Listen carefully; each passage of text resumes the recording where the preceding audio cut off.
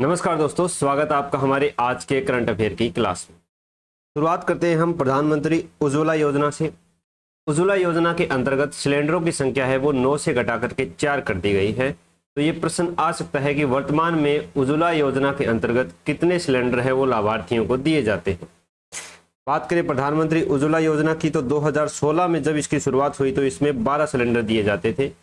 बाद में इसमें घटा करके 9 कर दिए गए और अब कितने कर दिए हैं? 4 कर दिए हैं। क्या कारण बताया है कि औसत इस्तेमाल का आधार, कि एक जो गरीब परिवार होता है वो औसत 4 सिलेंडर ही यानी 3 महीने में 1 सिलेंडर की ही खपत हो पाती है, तो उनको हम 4 सिलेंडरों पर ही सब्सिडी देंगे। इसके बाद में जो सामान्य उपभोक्ताओं को सब्सिडी मिलती है उतनी ही सब्सिडी जो इसके अंतर्गत आते हैं उनको दी जाएगी। पेट्रोलियम मंत्रालय का कहना है कि हमें जो एक सिलेंडर है 14.2 kg वाला घरेलू खपत वाला वो 1600 रुपये का पड़ता है अंतर्राष्ट्रीय मूल्यों के अनुसार। सामान्य व्यक्तियों को हम ये 942 रुपये में प्रोवाइड करवाते हैं, जो अंतर्राष्ट्रीय मूल्यों से 45% की छूट दिलवाता है। इससे भी 300 रुपये कम में उज्ज्वला योजना के जो लाभार्थी है उनको 642 रुपये में मिलता है, जो 60% कम है अंतर्राष्ट्रीय मूल्यों से। मई 2026 में उज्ज्वला योजना के अंतर्गत 10.55 करोड़ लोग हैं वो रजिस्टर्ड हैं। इसकी पात्रता के बारे में पूछा जा सकता है। इसमें जो सिलेंडर मिलेगा उसमें आवेदन है वो महिला के द्वारा ही किया जाना चाहिए। महिला की उम्र कम से कम 18 साल होनी चाहिए। पहले से कोई भी गैस कनेक्शन नहीं होना चाहिए उस राशन कार्ड के ऊपर। उस परिवार की मासिक आय है वो 10,000 रुपये से कम होनी चाहिए, यानी बीपीएल और बिल्कुल कम आय वाले परिवार है इसके अंतर्गत सम्मिलित किए जाते हैं। उनके घर में 3 या 4 पहिए वाला वाहन या कोई भी कृषि संयंत्र है वो नहीं होना चाहिए। तो ये मुख्य पात्रताएं हैं उज्ज्वला योजना के लिए। अब ये एक एडिटोरियल आया है कि आंकड़ों के बजाय जमीनी असर देखे जाए, डिजिटल व्यवस्था में चिंता। ये मुख्यतः उड़ान योजना से संबंधित है। उड़ान योजना अपने राजस्थान में चल रही है, जो किसके द्वारा संचालित है? महिला एवं बाल विकास मंत्रालय के द्वारा संचालित की जाती है। इसका उद्देश्य क्या है? इसका उद्देश्य है कि महिलाओं और लड़कियों में मासिक धर्म स्वच्छता को बढ़ाना और स्कूल ड्रॉप आउट को रोकना। स्कूल ड्रॉप आउट क्योंकि मासिक धर्म के समय जो लड़कियां हैं उनको पास सैनिटरी नैपकिन्स नहीं होने से स्कूल में नहीं जाती है, तो उनको ड्रॉप आउट होने से रोकने के लिए इसके अंदर क्या लाभ मिलता है? हर महीने 12 नैपकिन सैनिटरी पैड है वो फ्री में दिए जाते हैं और ये स्कूल, कॉलेज और ग्रामीण क्षेत्रों में आंगनवाड़ी के द्वारा वितरित किए जाते हैं। पात्रता इसकी है राजस्थान के निवासी हों, महिला या लड़की की उम्र 11 वर्ष से 45 वर्ष के बीच में हो और परिवार है वो बीपीएल या कम आय वाला हो। अब इसमें पेच यही अड़ रहा है डिजिटलाइजेशन वाला, कि पूरी तरह ये डिजिटल प्रक्रिया पर आधारित है, तो इसके कारण कभी ओटीपी प्राप्त नहीं हो पाता है, कभी ये सर्वर डाउन हो जाता है, तो जिसके कारण जिनको ये लाभ सही में मिलना चाहिए उनको लाभ नहीं मिल पा रहा है। तो डिजिटलाइजेशन का कोई भी विकल्प है वो उपलब्ध करवाया जाना चाहिए, ताकि जिनके लिए ये योजना चलाई है उनको लाभ मिल सके। तो ये हो गई हमारी उड़ान योजना। इसके बाद में दूसरा एडिटोरियल है कि गांव की नींव मजबूत करने से खड़ी होगी तरक्की की इमारत। इसके अंतर्गत ये 4 स्तंभ बताए हैं और एक पिरामिड बनाया गया है कि 10 करोड़ ग्रामीण परिवार हैं जो बिल्कुल कम आय के हैं, 7 करोड़ सूक्ष्म उद्योग हैं, फिर 7 लाख एमएसएमई उद्योग हैं और सबसे ऊपर 7,000 कॉरपोरेट घराने हैं। तो जब 7 करोड़ ग्रामीण लोग हैं, इनके द्वारा मांग को बढ़ाया जाएगा, तभी क्या होगा? अर्थव्यवस्था में समृद्धि आएगी। अगर इनकी आय कम होगी तो मांग बढ़ ही नहीं पाएगी, तो इनकी आय बढ़ाने पर जोर देना चाहिए, क्योंकि ग्रामीण परिवारों की औसत वार्षिक आय है वो 60 से 70,000 रुपये है भारत में, जबकि चीन में ये 2 से 3 लाख रुपए के इक्वल है। ग्रामीण इलाकों में मांग की कमी है। अगर ग्रामीण इलाकों में आप मांग बढ़ाओगे तो मांग बढ़ेगा तो क्या बढ़ेगा? उत्पादन बढ़ेगा। उत्पादन बढ़ेगा तो निवेश बढ़ेगा, निवेश बढ़ेगा तो फिर रोजगार बढ़ेंगे, रोजगार बढ़ेंगे, समृद्धि बढ़ेगी और जीडीपी में भी वृद्धि होगी। तो इस प्रकार से आप गांव से शुरू कीजिए, उनको सशक्त बनाना आर्थिक आधार पर, ताकि फिर इसका जो आपको नतीजा मिलेगा वो बड़े बड़े उद्योग हैं उनमें भी देखने को फिर इसका लाभ मिलेगा। फिर राजस्थान की जो पचपदरा रिफाइनरी है, इसकी जो सीडीयू यूनिट थी ये बिल्कुल सही हो गई है और जल्दी इसका उद्घाटन है वो किया जाएगा। तो हमें पचबदरा रिफाइनरी के बारे में जानना है। इसको बोलते हैं HRRL। H से मतलब है HPCL और RR से मतलब है राजस्थान रिफाइनरी लिमिटेड।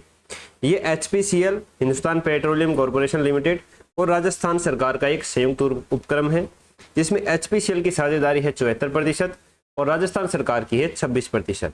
इस परियोजना की अनुमानित लागत है वो 80,000 करोड़ रुपए है। इसकी जो क्षमता होगी वो 9 million metric tonne per annum, 9 million metric tonne प्रति वर्ष होगी। ये कच्चे तेल को क्या करेगी, रिफाइन कर देगी 9 मिलियन मैट्रिक टन कच्चे तेल को। बात करें हम CDU यूनिट की, तो इसको बोलते हैं क्रूड डिस्टिलेशन यूनिट। यही मुख्य यूनिट होती है जो शुरुआत में कच्चा तेल है ना, उसको क्या करती है, गर्म करके अलग अलग रिफाइन करती है, जैसे पेट्रोल में, डीजल में और पेट्रोलियम जेली में। तो शुरुआती चरण में ये CDU यूनिट है, इसी में आग लगी थी जिसके कारण उद्घाटन था वो कैंसिल हो गया था। फिर सुप्रीम कोर्ट जाने की तैयारी में है हमारी राज्य सरकार, क्योंकि हाई कोर्ट ने 31 जुलाई से पहले पंचायती और नगर निकाय चुनाव करवाने का आदेश दिया है, जो किसी भी हाल में संभव नहीं है, क्योंकि OBC जो आयोग है उसके आंकड़े भी अभी तक जारी नहीं हुए हैं। तो राज्य सरकार SC ST OBC सीटों का वर्गीकरण है वो नहीं कर पा रही है पंचायतों के हिसाब से। तो इसके लिए उसको कहाँ पर याचिका लगानी पड़ेगी, सुप्रीम कोर्ट में। तो सुप्रीम कोर्ट के लिए इसमें लगती है स्पेशल लीव पिटीशन, जिसको बोलते हैं विशेष अनुमति याचिका। इसी को हमें पढ़ना है। ये क्या होती है, ये हमें अनुच्छेद 136 के अनुसार सुप्रीम कोर्ट को ये शक्ति मिलती है कि वो किसी भी देश के किसी भी कोर्ट से या किसी भी न्यायाधिकरण से अगर कोई व्यक्ति है वो संतुष्ट नहीं है, तो उसकी सुनवाई के लिए स्पेशल लीव पिटीशन है वो सुप्रीम कोर्ट में दायर कर सकता है। लेकिन सिर्फ दायर कर सकता है, उसको एक्सेप्ट करना ये किस पर निर्भर करता है, पूरी तरह से सुप्रीम कोर्ट के ऊपर निर्भर करता है। अगर सुप्रीम कोर्ट उसको एक्सेप्ट कर लेता है तो फिर सामान्य केस की तरह उसका मुकदमा है वो चलाया जाता है, दोनों पक्षों की सुनवाई दोबारा से की जाती है। कितने दिन के अंदर ये हम दायर कर सकते हैं, तो ये हाई कोर्ट के फैसला आने के 90 दिन के अंदर अंदर दायर कर सकते हैं। अगर 90 दिन क्रॉस हो जाते हैं तो फिर SLP दायर नहीं की जा सकती है। इसका एक अपवाद है सैन्य न्यायालय। सैन्य न्यायालय या कोर्ट मार्शल के अंतर्गत किसी भी व्यक्ति को अगर कोई सजा सुनाई है तो उसके लिए SLP है वो सुप्रीम कोर्ट में नहीं लगाई जा सकती। तो ये हो गई हमारी SLP। फिर कल फिलीपींस में बहुत तेज भूकंप आया है 7.1 तीव्रता का। मिंडोनाओ जगह का नाम है जहां पर ये भूकंप आया है। फिलीपींस का नक्शा देख लेते हैं। यह एक द्वीपीय देश है, राजधानी है इसकी मनीला। इसके वेस्ट में है साउथ चाइना सी, ईस्ट में है पैसिफिक ओशन, उत्तर में है ताइवान, यहाँ नीचे हो जाएगा दक्षिण पश्चिम में मलेशिया देश। तो ये इसकी स्थिति है। फिर ग्रैंड स्लैम टूर्नामेंट 2026 है, इसका 125वां संस्करण अभी संपन्न हुआ है, जिसके विजेता पुरुष एकल चैंपियनशिप में है अलेक्जेंडर ज्वेरेव जर्मनी के, और महिला एकल चैंपियन मीरा एंड्रीवा रूस की है। ये दोनों आपको याद रख लेने हैं, ये इंपॉर्टेंट है ग्रैंड स्लैम टूर्नामेंट। फिर एक सब चर्चा में है पायरो प्रोसेसिंग, जिसको आजकल अधिकतर उद्योग है वो अपना रहे हैं। क्या होती है इसके बारे में थोड़ा जान लेते हैं। साइंस एंड टेक से संबंधित है। यह किसी ठोस पदार्थ को उस तापमान पर उपयोग करके उसके भौतिक या रासायनिक रूप को बदलने की एक प्रक्रिया है। ठोस पदार्थ को गर्म किया जाता है, ठोस प्रक्रिया है, ऊर्जा की अधिक खपत होती है, क्योंकि ठोस को गर्म करेंगे तो हमें ज़्यादा एनर्जी की आवश्यकता होगी। उपयोग है इसका सीमेंट निर्माण में, धातुक्रम यानी एस्को से धातु को निकालने में, और परमाणु ऊर्जा में प्रयुक्त परमाणु ईंधन को पुनः संसाधित करने में, पायरो प्रोसेसिंग। फिर ये पंचगौरव योजना में 50,000 किसानों को प्रशिक्षण दिया, 85 लाख पौधों का वितरण किया। तो हम जानते हैं पंचगौरव योजना के मुख्य घटक। पंचगौरव यानी 5 मुख्य घटक होंगे। क्या क्या घटक होंगे? प्रत्येक जिले के लिए ये 5 घटक निश्चित किए गए हैं। पहला है एक जिला एक उत्पाद, 1 डिस्ट्रिक्ट 1 प्रोडक्ट, स्थानीय उद्योगों और शिल्पकला को बढ़ावा देने के लिए। दूसरा है एक जिला एक वनस्पति प्रजाति, 1 डिस्ट्रिक्ट 1 प्लांट स्पीसीज, पर्यावरण संरक्षण और स्थानीय पौधों को बढ़ावा देने के लिए। तीसरा है एक जिला और एक खेल, 1 डिस्ट्रिक्ट 1 स्पोर्ट्स, स्थानीय स्तर पर खेल प्रतिभाओं को निखारने के लिए। एक जिला एक पर्यटन स्थल, 1 डिस्ट्रिक्ट 1 टूरिस्ट डेस्टिनेशन, क्षेत्रीय पर्यटन को विकसित करने के लिए। और एक जिला एक कृषि उपज, 1 डिस्ट्रिक्ट 1 एग्रीकल्चर प्रोड्यूस, जिले की मुख्य फसल या कृषि उत्पाद की ब्रीडिंग करने के लिए। तो हमारे पास प्रश्न आ सकता है कि निम्न में से कौन सा घटक है वो पंचगौरव योजना में शामिल नहीं है। तो एक उत्पाद, एक वनस्पति प्रजाति, एक खेल एक पर्यटन क्षेत्र और एक कोई कृषि उपज। इन 5 चीजों को आपको याद रख लेना है। फिर ये दैनिक भास्कर के करंट अफेयर्स हैं। साउथ एशियन फुटबॉल चैंपियनशिप 2026 के विजेता है भारत महिला टीम, उप विजेता रही बांग्लादेश। नॉर्वे चेस टूर्नामेंट हम पढ़ चुके थे, विजेता आर प्रज्ञानंद है। केरल में वन्य जीव अपराध प्रबंधन को ई कोर्ट के साथ लिंक किया गया है। कौन से सिस्टम के द्वारा? HAW हॉक सिस्टम के द्वारा, जिसका फुल फॉर्म है होस्टाइल एक्टिविटी वॉच कर्नेल, यानी वन्य जीवों की जो स्थिति है उनको रियल टाइम ट्रैकिंग करने के लिए ये चीज की गई है। कहां पर? केरल में। फिर नासा ने एक एयरक्राफ्ट बनाया है X-59, जो दुनिया का सबसे तेज गति वाला एयरक्राफ्ट है। 1489 किलोमीटर प्रति घंटा की रफ्तार है इसकी। हॉकी एशिया कप 2026 का अंडर 18 के चैंपियनशिप कौन रहा है? भारत पुरुष वर्ग में। सेक्शन 301 है वो वर्ड आजकल सुनने में आ रहा है। ये अमेरिका का ट्रेड एक्ट 1974 है, उसका है सेक्शन 301। इसके अंतर्गत अमेरिका को अगर लगता है कि किसी दूसरे देश में अगर कोई उत्पाद बनाया जा रहा है और उसको निर्यात किया जा रहा है अमेरिका में, जिससे अमेरिका के घरेलू उद्योगों को उससे खतरा हो सकता है, तो वो इसके लिए सेक्शन 301 का प्रयोग करके विभिन्न प्रकार के कोई भी क्या करेगा। अब जैसे भारत में उसने क्या लगाया कि भारत के जो उत्पाद अमेरिका में आते हैं वो उद्योगों में जबरन मजदूरी के द्वारा मजदूरों से काम करके उनका उत्पादन किया जा रहा है, तो उसके ऊपर 12.5% है वो एक्स्ट्रा टैरिफ लगाया है। 10% पहले से है, 12.5 अलग से लग जाएगा तो 22.5 हो जाएगा, जिससे निर्यात क्या हो जाएगा? महंगा हो जाएगा अमेरिका में। तो अमेरिका में घरेलू उद्योगों को क्या मिलेगा? प्रोत्साहन मिलेगा, क्योंकि बड़े देशों को तो कोई ना कोई बहाना बनाना पड़ता है। ये है भास्कर का नॉलेज टेस्ट। दुनिया का प्रसिद्ध कोहिनूर हीरा भारत की किस खदान से निकाला था? कोल्लूर खदान, आंध्र प्रदेश से। तस्वीर में दिख रही महिला कौन है जिन्होंने भारत छोड़ो आंदोलन के दौरान सीक्रेट कांग्रेस रेडियो की शुरुआत की थी? इनका नाम है उषा मेहता। बिना पिक्चर के ही हमें याद रखना है। फिर ये भारत ओमान के साथ जो CEPA है उसके बारे में एडिटोरियल है द हिंदू का। CEPA के फुल फॉर्म है कॉम्प्रिहेंसिव इकोनॉमिक पार्टनरशिप एग्रीमेंट।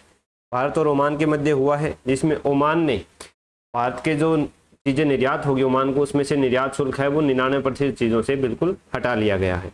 1 जून 2026 से ये प्रभावी होगा।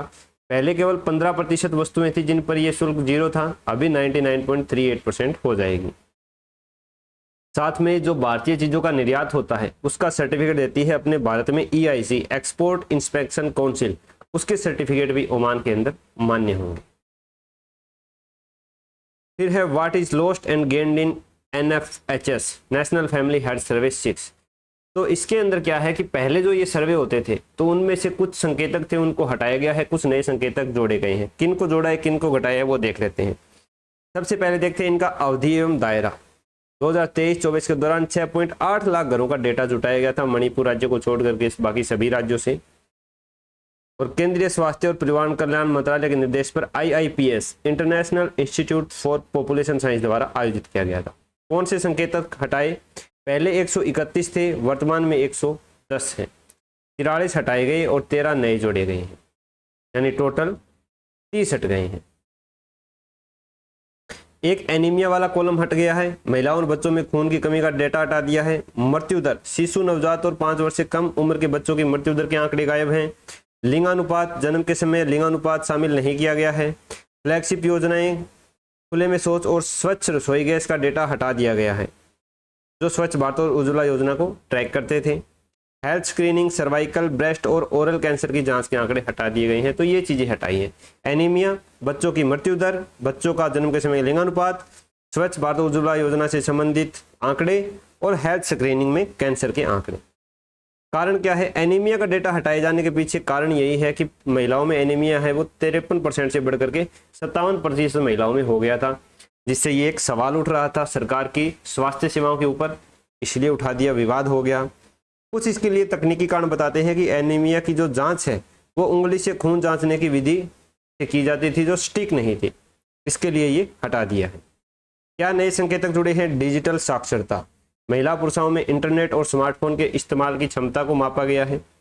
वित्तीय साक्षरता, बैंकिंग और डिजिटल वित्तीय लेन देन की समझ को विकसित किया गया है। बीमारियों की जांच, हेपेटाइटिस B और हेपेटाइटिस C की स्क्रीनिंग है वो जोड़ी गई। मुख्य सर्वे परिणाम क्या रहे हैं इसके? घरेलू हिंसा में कमी आई है, 29.3% से घटकर 22.3% रह गई है। इंटरनेट का विस्तार हुआ है। स्वास्थ्य बीमा में भारी उछाल आया है। पश्चिम बंगाल में 33 से 88 हो गया, आंध्र प्रदेश में 21 से 63 हो गया। लगभग सभी राज्यों में मोटापे से ग्रस्त लोगों की संख्या में वृद्धि दर्ज की गई है, जो एक चिंता का विषय है। फिर अपना लास्ट करंट अफेयर है निकोबार प्रोजेक्ट से रिलेटेड। जान लेते हैं निकोबार परियोजना के मुख्य 4 घटक कि हमें क्या क्या फायदे होने वाले हैं निकोबार परियोजना से। पहला है कि अंतर्राष्ट्रीय कंटेनर ट्रांसशिपमेंट पोर्ट है। गैलेथिया बे में बनने वाला एक विशाल बंदरगाह है। इस पर क्या होगा कि जो बड़े बड़े कंटेनर वाले जहाज आते हैं, जो सामान्यतः नॉर्मल बंदरगाहों पर नहीं आ सकते, तो बड़े जहाज़ों से सामान है, कंटेनर है, वो छोटे जहाज़ों में शिफ्ट किया जाता है। पहले हम इसके लिए सिंगापुर की मदद लेते थे, अब अपना खुद का बन जाएगा। ग्रीनफील्ड इंटरनेशनल एयरपोर्ट और नेवल एयर स्टेशन नागरिक और सैन्य उपयोग के लिए, जो दक्षिण चीन सागर और हिंद महासागर में और स्टेट ऑफ मलक्का के लिए काफ़ी मजबूत स्थिति भारत को देने वाला है। आधुनिक टाउनशिप है रहने और व्यावसायिक गतिविधियों के लिए, और पावर प्लांट लगाया जाएगा पूरे कॉम्प्लेक्स को बिजली देने के लिए। तो ये है हमारे निकोबार परियोजना के मुख्य घटक। तो ये थे दोस्तों आज के करंट अफेयर्स। आपको कैसे लगे, अपने सुझाव है वो हमें कमेंट बॉक्स में ज़रूर बता दें। अगर आप हमें सपोर्ट करना चाहते हो तो हमारे चैनल के ज्वाइन बटन को दबा करके आप हमें सपोर्ट कर सकते हो। बाकी ये PDF है वो मैं आपको मेरे टेलीग्राम चैनल पर उपलब्ध करवा दूंगा, जिसका लिंक मैंने नीचे डिस्क्रिप्शन में दे दिया। और आपके कोई सुझाव हो तो हमें कमेंट बॉक्स में ज़रूर बताएं। ये वीडियो है, ये चैनल है, वो अपने दोस्तों को, पढ़ाई वाले जो ग्रुप्स हैं उनमें ज़रूर शेयर करें ताकि उनको भी काफ़ी फ़ायदा मिले। मिलते हैं दोस्तों कल नई वीडियो में।